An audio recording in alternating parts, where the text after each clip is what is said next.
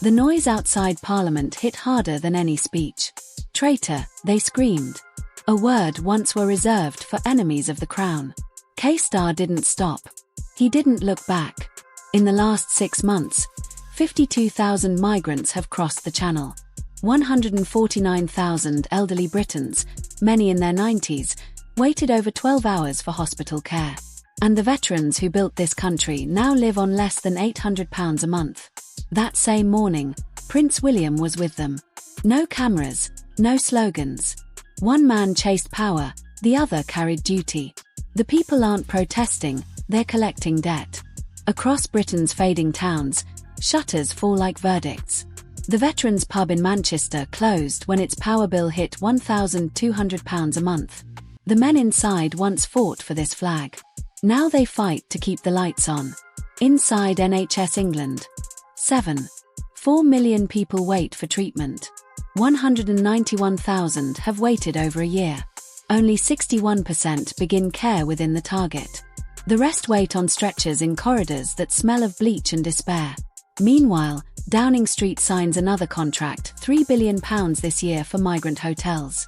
At every junction, the same betrayal repeats. Money for strangers, silence for patriots. When reporters asked the prince about it, he didn't answer. He looked away, not in dismissal, but disbelief. And somewhere between that silence, the shouts outside Parliament, a truth it became impossible to ignore.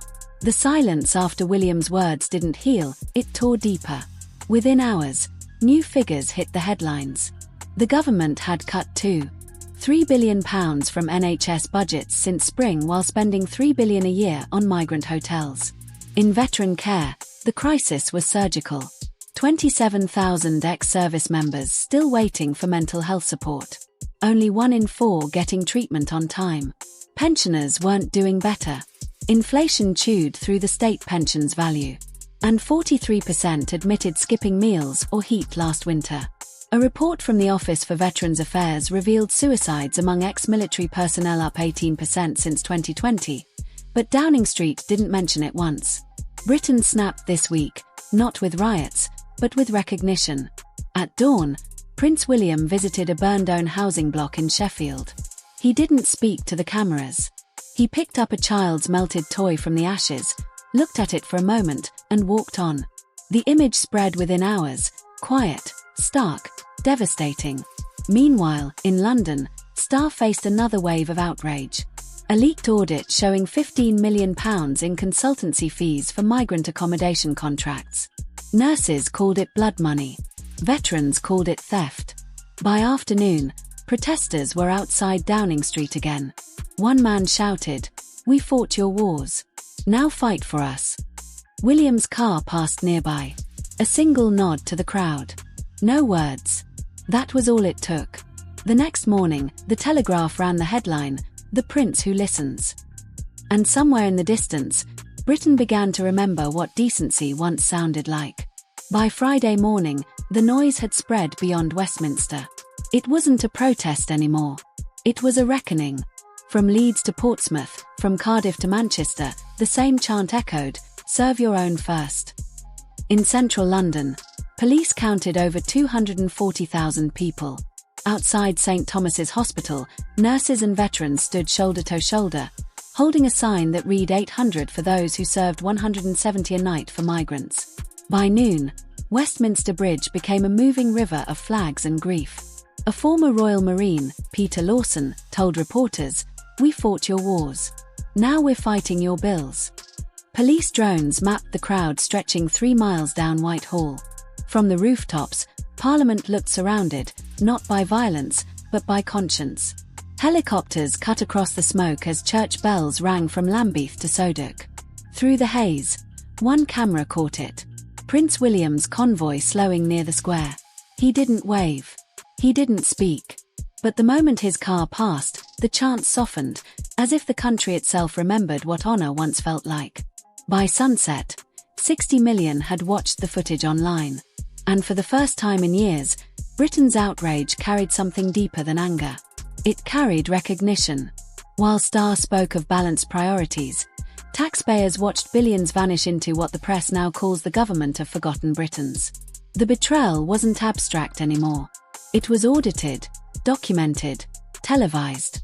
Britain wasn't just angry, it was humiliated. And the question now echoed from every pub to every ward. How much more will the nation give before it finally takes back what's owed? He didn't need to speak. The image said, enough. A single photograph of Prince William walking through the Veterans Ward at Royal Hospital Chelsea spread faster than any headline. No press, no entourage, no official agenda, just the quiet weight of presence.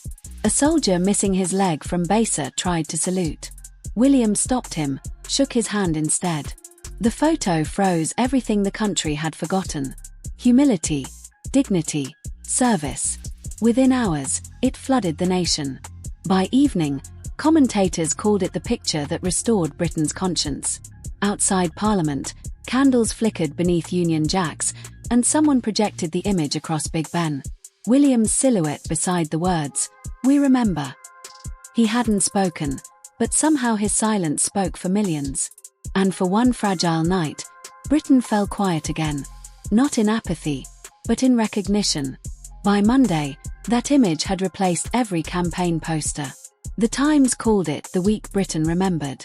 The Independent leaked a Treasury memo forecasting £15.3 billion for migrant housing by 2029, triple the promise. Sky News aired footage of a 94-year-old woman waiting 12 hours for an NHS bed.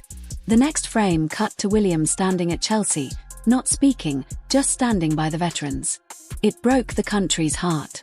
Within 24 hours, While They Argue trended past 80 million views. GB News called it a royal mirror held up to political decay. The Guardian wrote, "The silence of a prince says more than the words of a government." Even CNN and Leond featured the photo on their front pages. Polls flipped. Trust in the Crown rose to 71%. Parliament fell below 30. One headline captured it best. William remembers, Starmer forgets. By midweek, Westminster sounded like a collapsing stage. Over 40 members of Parliament filed no confidence letters. 2 ministers resigned, citing moral conflict. Leaked emails showed Starmer's staff debating damage containment. Outside, the protest didn't stop, they settled in. Veterans guarded the square. Nurses handed out soup. And someone pinned that photograph of William to the gates with the words, "Leadership is service." Crowds sang, "God Save the King," as Parliament lights dimmed behind the fog. Donations to veterans' charities exceeded £5.1 million in 7 days. Polls collapsed. Labour down 12 points. Trust down 30. Meanwhile, William appeared again, this time at a children's ward in Sheffield, laying a wreath for a nurse who died on shift. He didn't speak. Cameras caught only the quiet nod, the kind that said more than speeches. Britain wasn't just angry anymore. It was aligning itself around something purer. Respect. On Sunday morning, Buckingham Palace broke its silence. 15 seconds, one message signed simply, "We the measure of leadership," it read, "is compassion without condition." No mention of parties, no accusation, just truth. Newsrooms froze. 4 ministers cancelled appearances.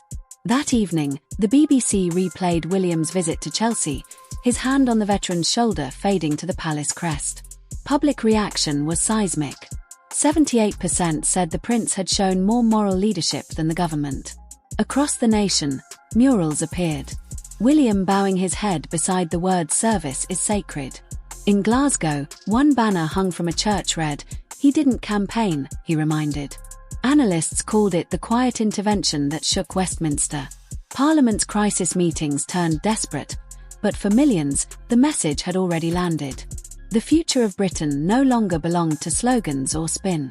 It belonged to those who still remembered what honour meant. Britain stands at a threshold between memory and forgetting, between power and principle. Veterans live on £800 a month while migrant hotels are paid in full. Patients wait 12 hours for care while Parliament debates statistics. Through it all, one man never raised his voice. Yet the nation heard him louder than its leaders. Prince William didn't take sides. He took responsibility, and in doing so, he reminded Britain what leadership once meant. History won't remember the slogans or the spin. It will remember who stood still when the country shook. Because silence, when used with purpose, can change a nation. Stay with us. Subscribe to Brit Alert News. Because while others hide the storm, we show it breaking. This isn't just politics anymore. This is Britain's reckoning.